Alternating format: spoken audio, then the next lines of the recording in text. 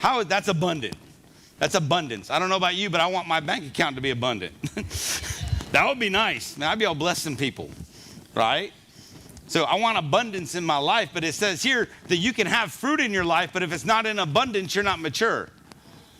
This is why I'm saying, like this is a process. This has got to get us from caterpillar to butterfly, right?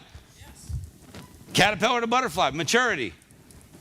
Stuff that's already inside of you, coming alive inside of you, right? So it doesn't mean that one's bad, but when we're trying to define new believer to mature Christian, it talks about abundance. I don't know how you define abundance.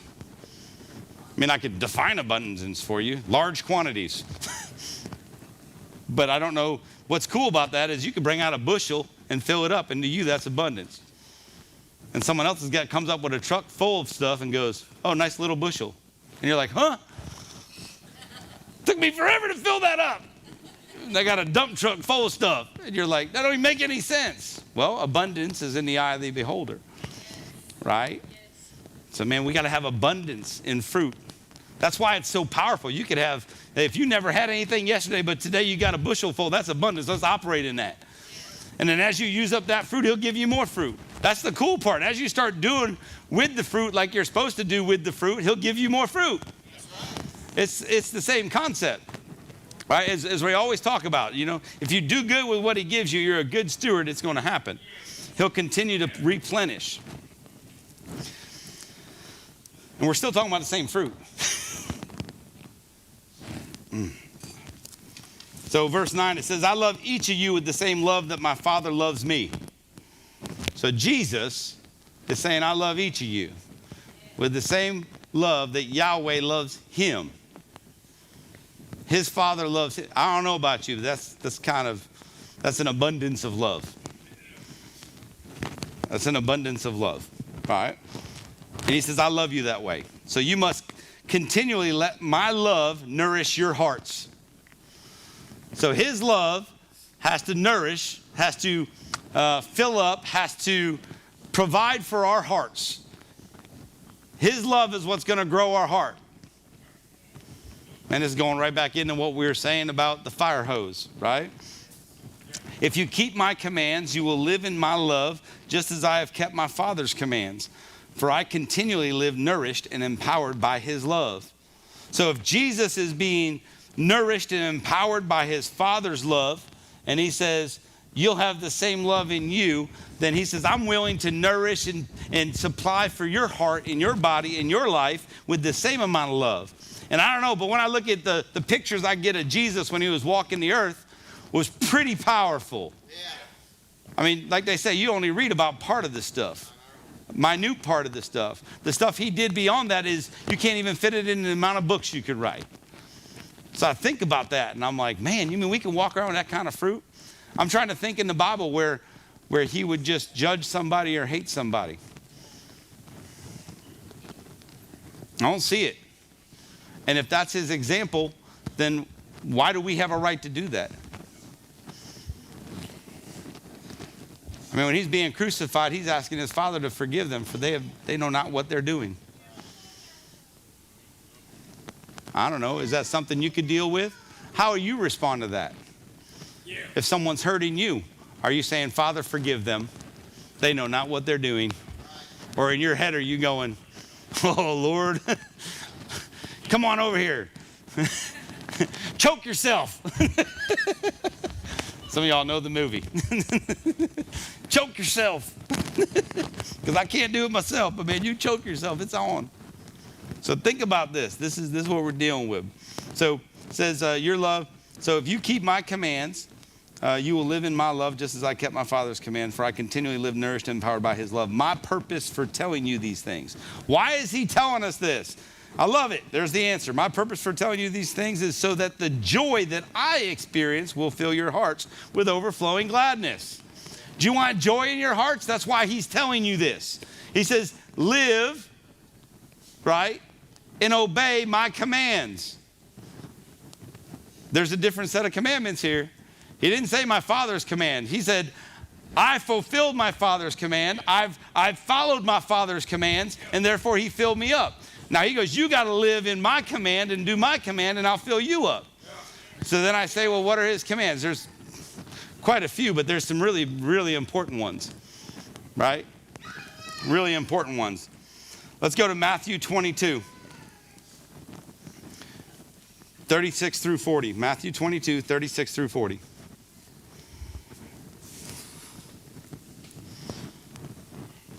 It says, teacher, which commandment in the law is the greatest? And Jesus answered him, love the Lord God with every passion of your heart, with all the energy of your being, and with every thought that is within you. This is the great and supreme commandment. And the second is like it in importance. You must love your friend in the same way you love yourself. Contained within these commandments to love, you will find all the meaning of the law and the prophets.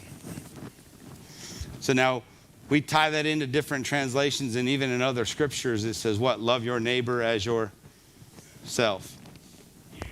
And then you say, who's my neighbor? Because that gets you out of it. And he says, okay, love your enemy. Love. His commandment is to love.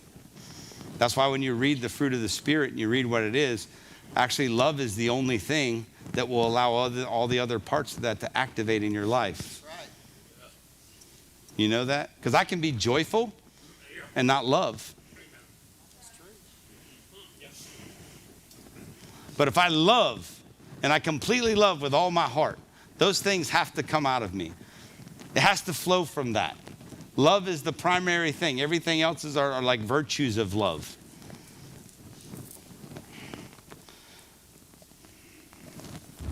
Does that make sense? So he's saying, fulfill my commandment, which is love your enemy, love your neighbor, love people. Yeah. It doesn't take away from the rest. If I'm loving people, the commandments are met. If I love people, I'm not going to steal, I'm not going to kill.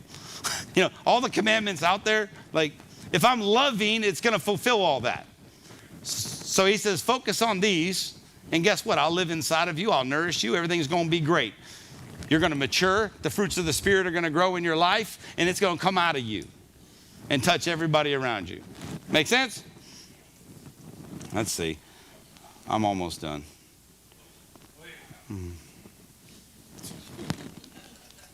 I'm not done now. Me and Mike, we're just going to do this all day. So let's go to, let's see.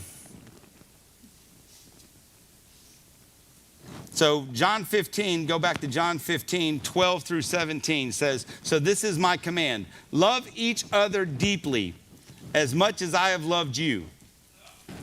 Okay, that's pretty deep. For the greatest love of all is a love that sacrifices all. And this great love is demonstrated when a person sacrifices his life for his friends. So this is my command, is what he's saying. This is my command. Love each other deeply as much as I've loved you. How much did he love us? He sacrificed his life for us. So what's a sacrifice to you? If you love somebody, are you willing to sacrifice something for them? Because I can tell you a lot of times we do things out of abundance. If I got time, I'll come help you. Well, what if the sacrifice was, I'll make time because I don't have time, but I'll sacrifice time to come help you? What if that was money? What if you said, well, man, for me, I'll give you if I have some left over. But what if true love is, I'm going to give it to you even though I don't have it? There's sacrifice out there. It doesn't mean you have to die on the cross to sacrifice for somebody. But he says, this is the love I'm talking about. He said, this is the love I'm talking about. Are you willing to put somebody before yourself? Yeah. Man, and how we know when to do that? Well, we're listening to the Holy Spirit. I mean, you just don't randomly walk around and be like, hey, you get some, you get some, you get some, you get some, you get some. Lord, how can I help? How do I love my neighbor? How do I love my enemy? Well, you sacrifice. What is it that you hold so dearly that he says you need to set that aside and do what I asked you to do, because you holding on to that dearly is impeding what I'm trying to do in the world. You need to let go of that and do what I asked you to do. Sacrifice for somebody else.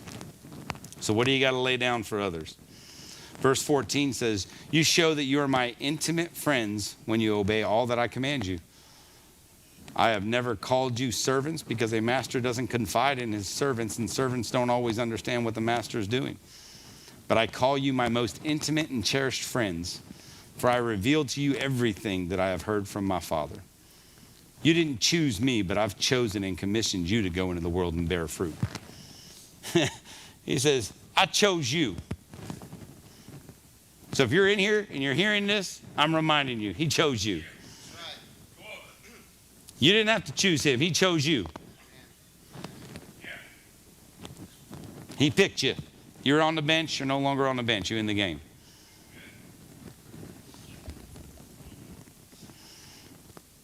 And your fruit will last. Hang on. Go into the world and bear fruit. In the next verse, your fruit will last. So you mean that if I bear my fruit, if I go out with abundant fruit and I pour it into everybody, now what am I going to do? He goes, doesn't matter. It's going to last. You can't give it all away because I'm going to fill you back up. You can't give away all your money because I'm going to give you more. You can't give away all your love. I'm going to give you more. You can't give away all your joy. I'm going to give you more. You can't give away all your peace. I'm going to give you more. You can be as patient as you want. I'll give you more. Look, this is what he's saying. He goes, your love, it will last. Your fruit will last because whatever you ask of my Father for my sake, he will give it to you. So this is my parting command. Love one another deeply. You can't forget that. Love one another deeply. So what that tells me is that if I've got something against a friend or